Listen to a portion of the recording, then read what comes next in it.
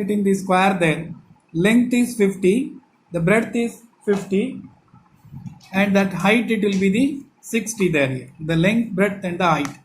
You using this length, breadth and the height here, you prepare over this rectangle box for this. The horizontal line. So 10, 20, 30, 40, 50 here. 10, 20, 30, 40, 50 here. So 60, 10, 20, 30, 40, 50, 60. So complete the things there in the rectangle box you prepare. So you are going to get this circle, one more circle here, the one more circle at the bottom. Cylinder, you know that. So it is a circular base is having, and the circular top also it's a circular shape and joined by the axis in this here. So this circle is to be drawn at the top there. Circle, if you inscribe that, this will become a length and this will become the breadth there. 4 center method you have to use. Same procedure. This is the longer diagonal. This will be the shorter diagonal. This is an opposite side. First you take this as a center. This is an opposite here. We draw a thin line. So keeping this as a center in the compass, this as a radius, draw an arc here. Here like this. The compass you keep here. You take this as a radius and draw an arc in this way, this here. So second also you keep this as a center. The opposite line it will be, this is the opposite side there here. 50 means the midpoint of that line. Just you draw a thin line here. This is R1, R2. So with this as a center, this as a radius, you draw an arc here. Where this R1 and R2 line cuts here, this will become a third center. Keeping that as a center, this as a radius, you complete the things there. This will be the fourth center, same radius. This here you complete the 1/4 portion of that. So very similar construction, you can do it at the bottom also, and you can join like this, a tangent. Otherwise, you can do it one thing here. So this is the region of the arc here. This arc is drawn with this center here.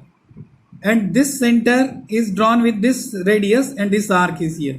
So you draw a tangent line here. This is the tangent line.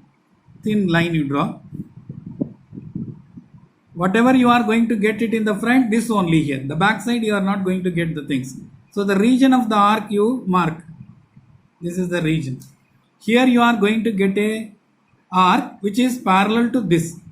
This arc is drawn with this center and this as a radius here. So height is 60. So you bring down this center 60. You count it from here. 10, 20, 30, 40, 50, 60 there. That will become a new center. Taking that as a radius, where you have drawn this arc there, you change the center and from this point you draw an arc this here. So like this here. So the center to the center will be 60 here. Same radius you take it and draw an arc. So this arc it will exactly parallel to this. So here you will get a curve which is parallel to the here. So this is the center. This center you bring down is equal to the 60 mm, the height of that. Whatever the height is there, just you bring, or you can count it also, 60 here. Same radius you keep with the radius. You draw up to the tangent line. Remain portion is a straight line only like this here. So this center also you bring down equal to the 60 here. This center vertically down. Same radius you take. With this as a center, tangent to this you draw. And you complete the remain portion of that. So this is this. If you feel it's a difficulty, it's an easy. But if you are facing that, it's a confusion there. Same constructions you do it how you have done it in this bottom also. Just you draw the tangent line to there. So this will be the isometric projection of a cylinder.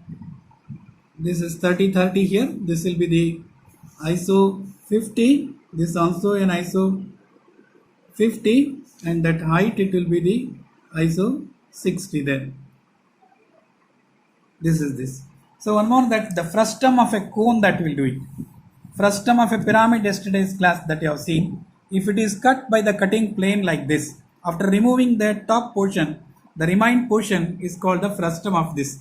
So if you see from there, after removing the half of this portion there, one more circle that you are going to get it here.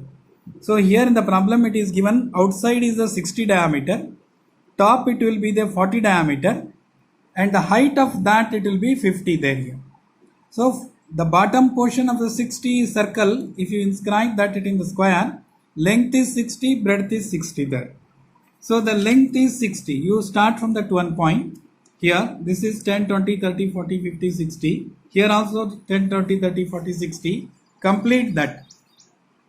Once this is completed, just a thin line only. So this will be the longer diagonal. Shorter diagonal is this.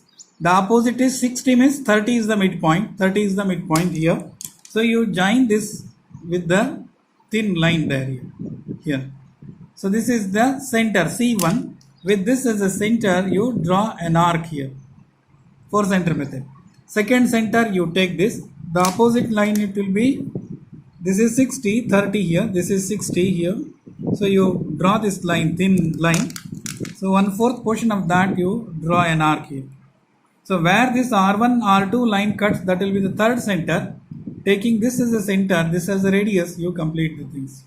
So this will be the fourth center. This as this, you complete the things. So from the center to the center of the 40 mm circle there, it will be height is 50. So this is the center there. So the length midpoint, breadth midpoint where it cuts, that will be the center. Here you count 10, 20, 30, 40, 50. This will become the new center for this. This will be the height, top center for that. So the top it will be 40 there. 40 means 20 this side, 20 this side, 20 this side, 20 this side. You see this. 10, 20 this side, 10, 20 this side, 10, 20 this side, 10, 20 this. You draw a parallelogram there here. Same procedure you use. This is the longer diagonal. Shorter diagonal is this. With this as a center, that opposite line, the midpoint of this and midpoint you draw. Keep a compass here. This as a radius, draw an arc here. Here like this. Same procedure you use. This is the second center. The opposite line is this. The midpoint 40 means 20, 20. This is 40, midpoint is 20. 40, midpoint is 20. Join this line. So keep a compass here. This you take it as a radius. 1/4 portion you draw an arc here. So where this R1, R2 line cuts here, this is the third center. Taking that you complete the things there.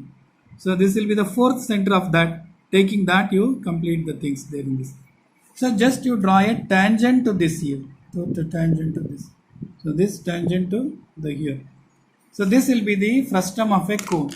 If you keep this portion is here, it is going to be deleted. Deleted means it is in the behind that. If you are seeing in this direction, is not going to be seen there. That is to be deleted. So should not forget to delete that particular portion. Otherwise, they are going to deduct the 2 marks in that. The main objective of isometric is to, by seeing it in only one direction, all this length, breadth and the height, the dimension you are going to get. So you can write that this is a ISO 60, the bottom one. This also ISO 60 there. From the height it will be ISO 50. So top it will be the ISO 40. So here this it will be the ISO 40. So like this, if you know how to do the isometric projection of a cone, isometric projection of a cylinder, isometric projection of a frustum of a cone, you can solve a number of problems there.